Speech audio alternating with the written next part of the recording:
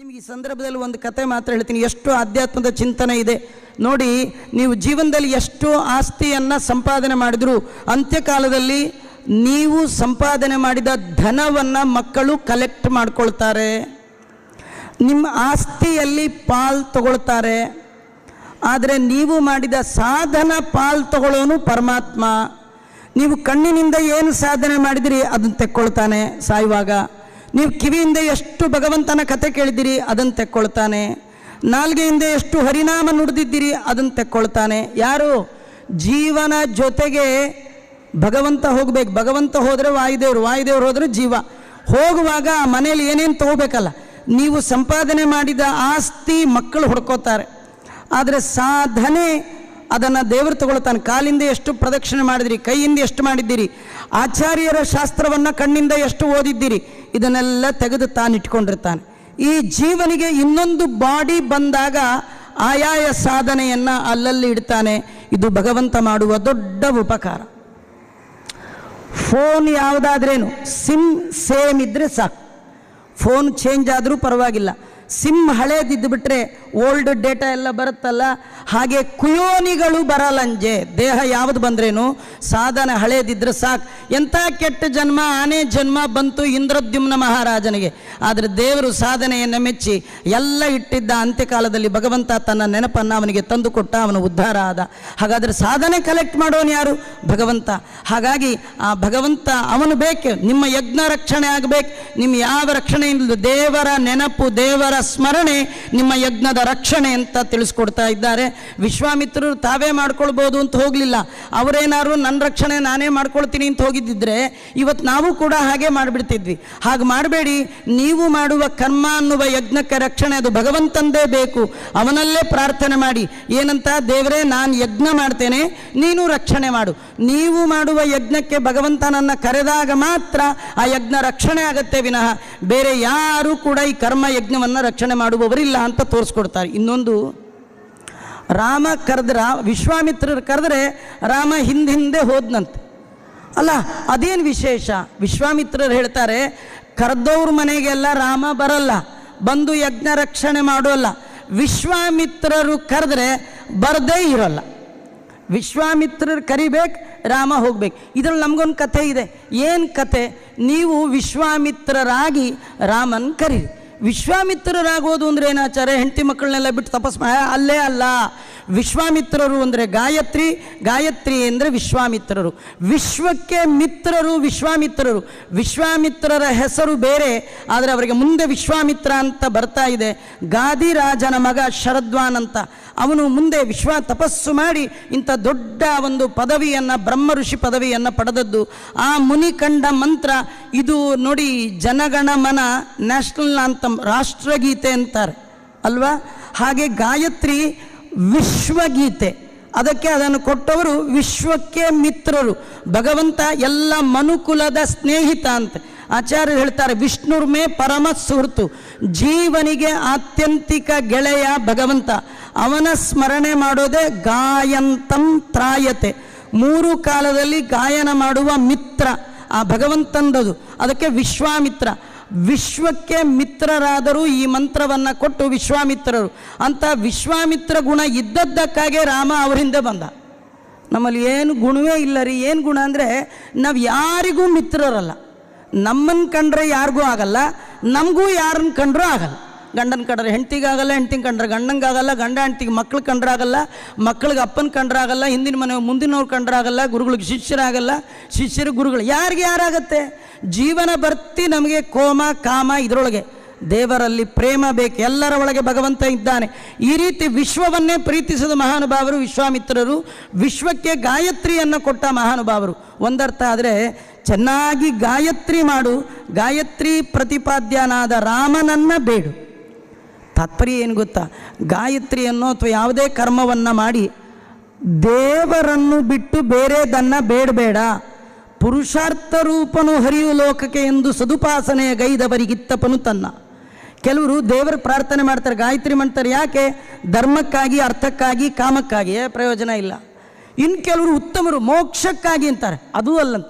ಅದಕ್ಕಿಂತಲೂ ಉತ್ತಮರು ಯಾರಂದರೆ ದೇವರಿಗಾಗಿ ಗಾಯತ್ರಿ ಮಾಡ್ತಾರಂತ. ಗಾಯತ್ರಿ ಮಾಡಬೇಕು. ಯಾಕೆ? ಭಗವಂತ ನೀನು ನನ್ನ ಜೀವನ ಯಜ್ಞವನ್ನು ರಕ್ಷಣೆ ಮಾಡುವ ಸಾಧನೆಯ ಸಂರಕ್ಷಕ ನೀನಲ್ಲದೆ ಮತ್ತಾರು. ಹಾಗಾದರೆ ಗಾಯತ್ರಿ ಮಾಡಿ ರಾಮನನ್ನು ಕರೀರಿ, ವಿಶ್ವಕ್ಕೆ ಮಿತ್ರರಾಗಿ ರಾಮನನ್ನು ಕರೀರಿ. ಸುಮ್ಮನೆ ರಾಮನ್ ಯಾವಾಗಂದ್ರೆ ಅವಾಗ ಕರೆದ್ರೆ ಬರಲ್ಲ. ಜೀವನವನ್ನೇ ಯಜ್ಞವನ್ನಾಗಿ ಮಾಡಿ ರಾಮನ್ ಕರೀರಿ, ಬರ್ತಾನೆ. ನಮ್ಮ ಜೀವನದಲ್ಲಿ ಯಜ್ಞದ ಕಾನ್ಸೆಪ್ಟೇ ಇಲ್ಲ. ಬೆಳಗ್ಗೆಯಿಂದ ರಾತ್ರಿ ಮಾಡುವ ಕರ್ಮ ಯಜ್ಞ ಆಗಬೇಕು. ಯಜ್ಞ ಅಂದರೆ ಹೋಮ ಅಲ್ಲ, ಯಜ್ಞ ಅಂದರೆ ಪೂಜಾ. ಪರಿಪರಿ ಕೆಲಸವು ನಿನ್ನ ಮಹಾಪೂಜೆ ಆಗಬೇಕು. ಪೂಜಾ ಅಂದರೆ ಯೋಗ, ಅಂದರೆ ಯೋಗ ಕರ್ಮಸ್ಸು ಕೌಶಲಂ. ಯಾವ ಕರ್ಮ ಹೇಗೆ ಮಾಡಿದ್ರೆ ಭಗವಂತ ಪ್ರೀತನಾಗ್ತಾನೋ ಆ ಕರ್ಮವನ್ನು ಹಾಗೆ ಮಾಡೋದೇ ಭಗವಂತನ ಪೂಜಾ. ಊಟ ಹೇಗೆ ಮಾಡೋದು? ನಿಂತು ಮಾಡಿದ್ರೆ, ಕೂತು ಮಾಡಿದ್ರೆ, ಮಲಗ ಮಾಡಿದ್ರೆ ಆಗಲ್ಲ. ಈ ಪರಿಯ ಲುಂಬನರ ನಿತ್ಯೋಪವಾಸಿ ನಿರಾಮಯ ನಿಷ್ಪಾಪಿ ನಿತ್ಯ ಮಹತ್ಸು ಯಜ್ಞಗಳ ಆಚರಿಸಿದವ. ಉಣುವ ಊಟ ಅದು ಭಗವಂತನ ಪೂಜಾ. ನೋಡಿ, ಸುಮ್ಮನೆ ಬೆಳಗಾಗಿ ಹೇಳ್ತೀರಿ, ಮುಖ ತೊಳ್ಕೊಳ್ತಿರಲ್ಲ, ಅದು ದೇವರ ಪೂಜೆ ಆಗಬೇಕು. ಹೇಗೆ? ಏನಿಲ್ಲ, ಈ ಕೈ ಒಳಗೆ ಭಗವಂತ ನಿನ್ನ ಕೈ ಇದೆ, ಈ ಮುಖದ ಒಳಗೆ ನಿನ್ನ ಮುಖ ಇದೆ, ನಿನ್ನ ಕೈಯಿಂದ ನಿನ್ನ ಮುಖವನ್ನು ಪ್ರಕ್ಷಾಳನೆ ಮಾಡ್ತಾ ಇದ್ದೀನಿ ಅಂದರೆ ಪೂಜೆ. ದೇವರ ನೆನಪು ತಂದು ಕೊಡುವ ಕರ್ಮವೇ ಭಗವಂತನ ಆರಾಧನಾ.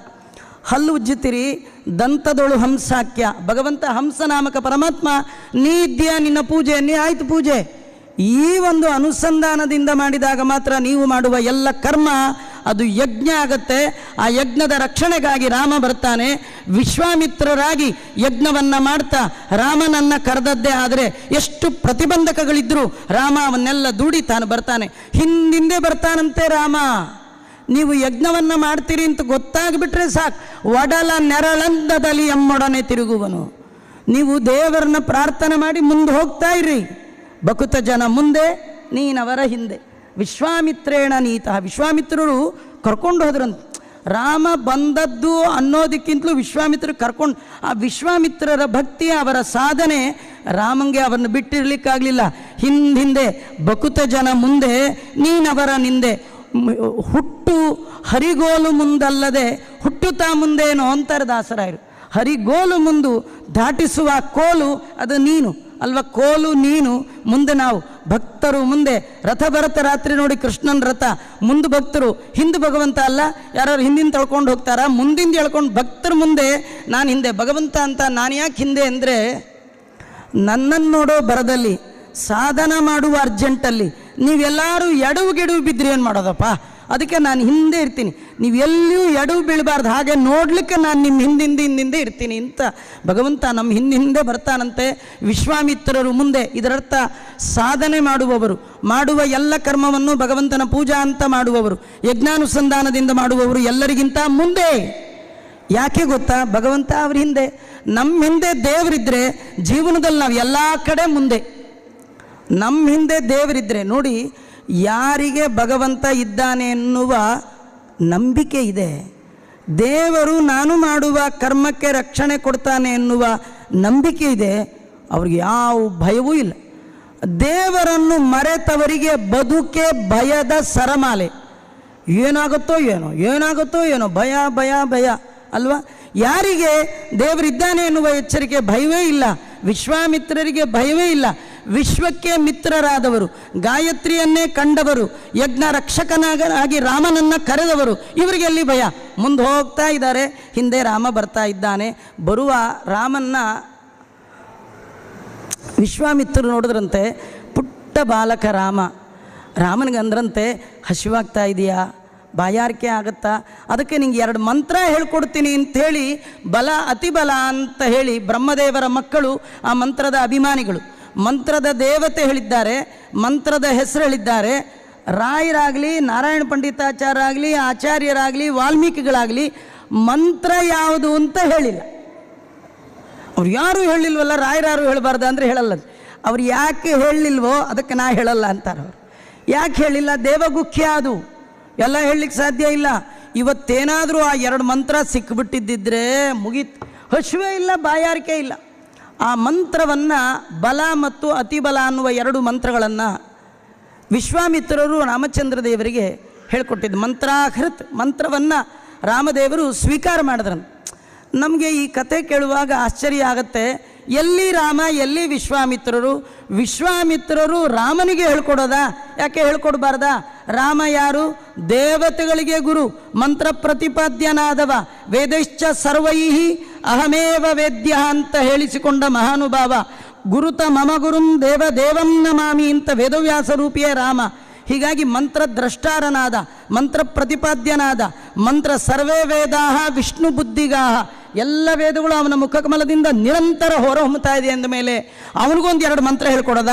ಈ ಮಂತ್ರವನ್ನು ಹೇಳಿಕೊಟ್ಟ ಹಿನ್ನೆಲೆಯ ಒಳಗೆ ನಮಗಿರುವ ದಿವ್ಯ ಸಂದೇಶವನ್ನು ಬೇರೆ ಬೇರೆ ಪುರಾಣ ಗ್ರಂಥಗಳೇನಿದೆ ಆ ಶಬ್ದವನ್ನು ಆಹರತ್ ಅನ್ನುವ ಶಬ್ದದಲ್ಲಿ ರಾಯರಿಟ್ಟಿದ್ದಾರಂತ. ಏನಂದರೆ ರಾಘವೇಂದ್ರ ಸ್ವಾಮಿಗಳು ಈ ಮಂತ್ರ ಈ ವಾಕ್ಯವನ್ನು ಹೇಳುವ ಸಂದರ್ಭದಲ್ಲಿ ಅವರಿಗೆ ಆಚಾರ್ಯರ ತಾತ್ಪರ್ಯ ನಿರ್ಣಯ ಈ ಸಂಗ್ರಹದಲ್ಲಿ ಏನಿದೆ ನೆನಪು ಬಂದ್ಬಿಟ್ಟಿದೆ. ಅನುಗ್ರಹಾರ್ಥಂ ಋಷೇರವಾಪ. ಭಗವಂತ ಋಷಿಗಳ ಕಡೆಯಿಂದ ಮಂತ್ರವನ್ನು ಸ್ವೀಕಾರ ಮಾಡಿದ್ದು ಯಾಕೆ? ಮೊದಲ ಕಾರಣ ಏನು ಗೊತ್ತಾ? ಮುಖ್ಯ ಕಾರಣ, ಮೊದಲ ಕಾರಣ ಅನುಗ್ರಹಾರ್ಥಂ. ಆ ಋಷಿಗೆ ಅನುಗ್ರಹ ಮಾಡಬೇಕಿದೆ. ನೋಡಿ, ನೀವು ಓದದ್ದು ತಿಳಿದದ್ದು ಸಾರ್ಥಕ ಆಗಬೇಕಾದ್ರೆ ಅದು ದೇವರ ಮುಂದೆ ಹೇಳಬೇಕು. ನೀವು ಯಾರ ಮುಂದೆ ಹೇಳಿ ಏನು ಪ್ರಯೋಜನ? ಅವ್ರಿಗೇನು ಕೊಡೋ ತಾಕತ್ತಿದೆ? ಎಲ್ಲ ಕೊಡೋ ತಾಕತ್ತಿರೋದು ನಂದು. ನೀವು ಮಂತ್ರ ತಂತ್ರ ಸ್ತೋತ್ರ ಏನು ಮಾಡೋದಿದ್ರು ನನ್ನ ಮುಂದೆ ಮಾಡಿ, ಅದಕ್ಕೆ ನಾನು ಅನುಗ್ರಹ ಮಾಡ್ತೀನಿ ಅಂತ ತೋರಿಸ್ಲಿಕ್ಕೆ ಅನುಗ್ರಹಾರ್ಥಂ ಋಷೇರವಾಪ ಅಂತ ಆಚಾರ್ಯರ ಮಾತೇನಿದೆ ಅದನ್ನು ಸಂಗ್ರಹ ಮಾಡ್ತಾ ರಾಘವೇಂದ್ರ ಸ್ವಾಮಿಗಳು ಮಂತ್ರಾಹೃತ ಮಂತ್ರವನ್ನು ಭಗವಂತ ಸ್ವೀಕಾರ ಮಾಡಿದ್ದಾನಂತೆ. ಯಾಕೆ ಇದು ಅಂದರೆ, ಭಗವಂತ ರಾಮದೇವರ ತಲೆಯಲ್ಲಿ ಒಂದು ಇಚ್ಛೆ ಬಂತಂತೆ. ಅಂದರೆ ದೇವರು ಸತ್ಯ ಸಂಕಲ್ಪ, ಅವನ ಇಚ್ಛೆಗೆ ಬಂದದ್ದು ಮಾತ್ರ ನಡೆಯುತ್ತೆ, ಇಲ್ಲದೇ ಇದ್ರೆ ನಡೆಯಲ್ಲ. ಈ ಋಷಿಗಳು ಮುಂದೆ ಮುಂದೆ ಹೋಗುವಾಗ ಹಿಂದೆ ಬರುವ ರಾಮನನ್ನು ನೋಡಿ ಅಂದ್ಕೊಂಡ್ರು, ಸಣ್ಣ ಹುಡುಗ ಹಶುವು ಗಿಶುವು ಆಗಬಾರ್ದು, ಇವನಿಗೊಂದು 2 ಮಂತ್ರ ಹೇಳೋಣ ಅಂತ ಅವ್ರಿಗೆ ಅನ್ನಿಸ್ತಂತೆ. ಅವ್ರಿಗೆ ಯಾಕೆ ಅನ್ನಿಸ್ತು ಅಂದರೆ ರಾಮನಿಗೆ ಅನ್ನಿಸ್ತಂಥದ್ದು. ರಾಮನಿಗೆ ಏನು ಅನ್ನಿಸ್ತು? ಋಷಿಗಳು ಏನು ಅಂದ್ಕೊಳ್ತಾರೋ ಹಾಗೇ ಆಗಲಿ. ಈ ಕಥೆ ಏನು ಗೊತ್ತಾ? ನಮಗೇನು ಕಥೆ ಗೊತ್ತಾ? ಹರಿಚಿತ್ತ ಸತ್ಯ, ನರಚಿತ್ತಕ್ಕೆ ಬಂದದ್ದು ಲವಲೇಶ ನಡೆಯಲ್ಲ ಅಂತ ಗೊತ್ತಿದ್ರು ನಮ್ಮ ತಲೆಯಲ್ಲಿ ಹಾಗೆ ಮಾಡಬೇಕು ಹೀಗೆ ಮಾಡಬೇಕು ಅಂದ್ಕೊಳ್ಳೋದೇನು ಬಿಡಲ್ಲ. ಎಷ್ಟೋ ಅಂದ್ಕೊಳ್ತೀವಿ, ಒಂದೂ ಆಗಲ್ಲ. ಆಗದಿದ್ದಾಗ ಆಚಾರ ಮುಂದೆ ಹೇಳ್ತಾರೆ, ಎಷ್ಟೋ ಆಚಾರ ಏನೆಲ್ಲ ಅಂದ್ಕೊಳ್ತೀನಿ ಒಂದೂ ಆಗಲ್ಲ. ಅಲ್ಲ, ಒಂದು ಆಗಲ್ಲ ಅಂತ ಗೊತ್ತಿದ್ರು ಅಂದ್ಕೊಳ್ಳೋದೇನು ಬಿಟ್ಟಿದ್ದೀರಾ? ಅಂದ್ಕೊಳ್ತಾನೇ ಇರ್ತೀರಿ. ನೀವು ಅಂದ್ಕೊಂಡದ್ದಾಗಬೇಕಾದ್ರೆ ಅದು ಭಗವಂತನ ಸಂಕಲ್ಪಕ್ಕೆ ಬರಬೇಕು. ನಿನ್ನ ಚಿತ್ತಕ್ಕೆ ಬಂದದ್ದು ಎನ್ನ ಚಿತ್ತಕ್ಕೆ ಬರಲಿ, ಅನ್ಯತಾ ಬಯಕೆಯ ಕೊಡದಿರೋ ಶ್ರೀನಿವಾಸ ದಯಾನಿದೆ ಅಂತ ದಾಸರಾಯರು ಪ್ರಾರ್ಥನೆ ಮಾಡ್ತಾರೆ. ಈ ವಿಶ್ವಾಮಿತ್ರರ ಗಾಯತ್ರಿಯ ಮಂತ್ರದ ಒಳಗಣ ಅರ್ಥ ಇದೇ ಇತ್ತು. ಹೀಗಾಗಿ ವಿಶ್ವಾಮಿತ್ರರು ಮನಸ್ಸಿನಲ್ಲಿ ಏನು ಬರುತ್ತೋ ಅದನ್ನು ದೇವರು ಸಂಕಲ್ಪ ಮಾಡಿದ.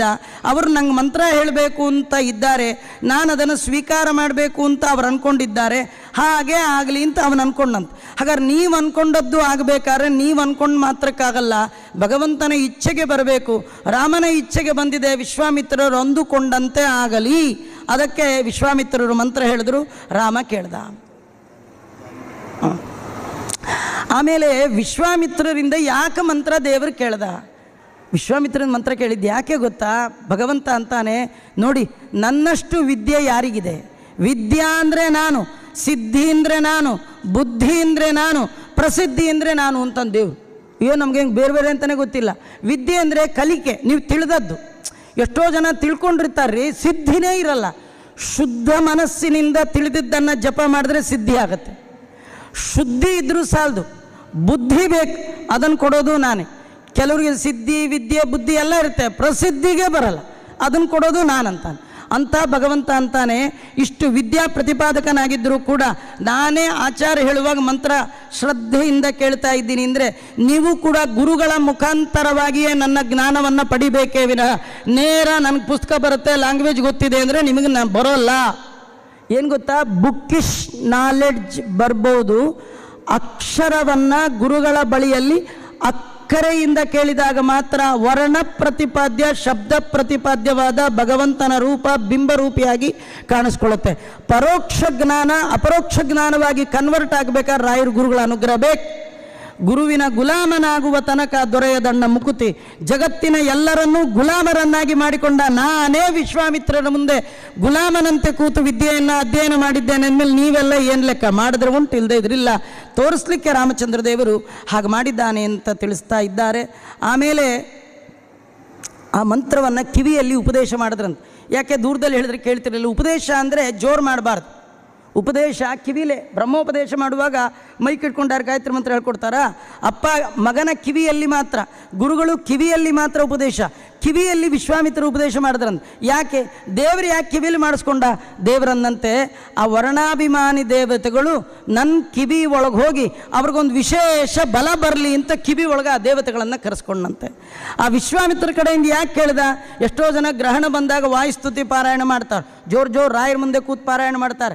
ರಾಯರಿಗೆ ಕಿವಿ ಕೇಳಿಸಲ್ಲ ಅಂತ ಪಾರಾಯಣ ಮಾಡಿದ್ದಲ್ಲ, ತಾವು ಕಲಿತ ಮಂತ್ರಕ್ಕೆ ಶಕ್ತಿ ತುಂಬಲಿ ಅಂತ ದೊಡ್ಡವರ ಮುಂದೆ ಪರ್ವಕಾಲದಲ್ಲಿ ಹೇಳುವಂತೆ.